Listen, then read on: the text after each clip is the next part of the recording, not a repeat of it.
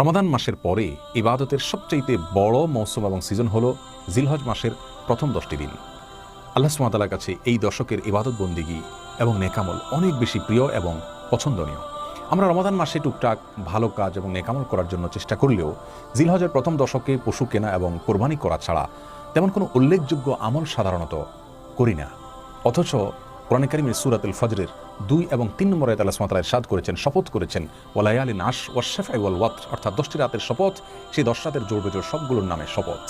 আল্লাহ সুবহানাহু ওয়া তাআলা এখানে যে 10টি রাতের শপথ করেছেন সেই 10টি রাত বলে জিলহজের প্রথম 10টি রাতকে বোঝানো হয়েছে বলে তাফসীর ইবনে কাসীর সহ বিভিন্ন তাফসীর গ্রন্থে উল্লেখ হয়েছে। আয়াত থেকে জিলহজের প্রথম দশক যে আল্লাহ সুবহানাহু ওয়া তাআলার কাছে অনেক বেশি মর্যাদাবান, অনেক বেশি মূল্যবান, সেটা কিন্তু পরিষ্কারভাবে ফুটে উঠল। এছাড়া সূরাতুল হজের 28 নম্বর আয়াতে আল্লাহ সুবহানাহু ওয়া তাআলা বলেছেন ওয়ায়াযকুরু ইসমাল্লাহি ফি আইয়ামিন মা'লুমাত, অর্থাৎ আল্লাহর প্রিয় বান্দারা হাজী সাহেবগণ তারা নির্দিষ্ট কিছু দিনে আল্লাহ সুবহানাহু ওয়া তাআলার জিকির করে থাকেন, আল্লাহর নামের জিকির করে থাকেন। এখানে নির্দিষ্ট দিন বলতে যে দিনগুলোর কথা বোঝানো হয়েছে সেগুলো জিলহজের প্রথম দশক। এই বুখারী সহ অন্যান্য হাদিসের কিতাবে বর্ণিত হয়েছে, রাসূল করিম সাল্লাল্লাহু আলাইহি ওয়াসাল্লাম ইরশাদ করেছেন মা মিন আইয়ামিন আল আমালুস সালিহ ফিহিন আহাব্বু ইলাল্লাহ মিন হাযিহিল আইয়াম আও কামা ক্বাল, অর্থাৎ জিলহজের প্রথম দশকের ইবাদত বন্দিগি এবং নেকামল এটা আল্লাহ সুবহানাহু ওয়া তাআলার কাছে যত বেশি প্রিয় এবং পছন্দনীয়, অন্য কোনো সময় নেকামল ইবাদত বন্দিগি আল্লাহর কাছে এত বেশি পছন্দনীয় নয়। মাস হিসাবে রমাদান যেরকম শ্রেষ্ঠ, অন্য দিনগুলোর মধ্যে জিলহজের প্রথম দশক হলো সবচেয়ে শ্রেষ্ঠ এবং মর্যাদাবান।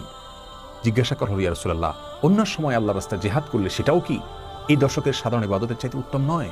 তিনি বললেন ওয়ালাল জিহাদু ফি সাবিলিল্লাহ, অন্য সময়ের সাধারণ জিহাদও এই দশকের সাধারণ নেকামলের চাইতে উত্তম নয়। তবে হ্যাঁ, কেউ যদি অন্য সময় আল্লাহর রাহে জিহাদ করতে বের হলেন, তার জীবন এবং সম্পদ সবকিছু উৎসর্গ করে দিলেন, তার কথা সম্পূর্ণ ভিন্ন, তার মর্যাদা সবকিছুর ঊর্ধ্বে। তাহলে এই হাদিস থেকেও জিলহজের প্রথম দশকের মর্যাদা আমরা অত্যন্ত পরিষ্কারভাবে বুঝতে পারলাম।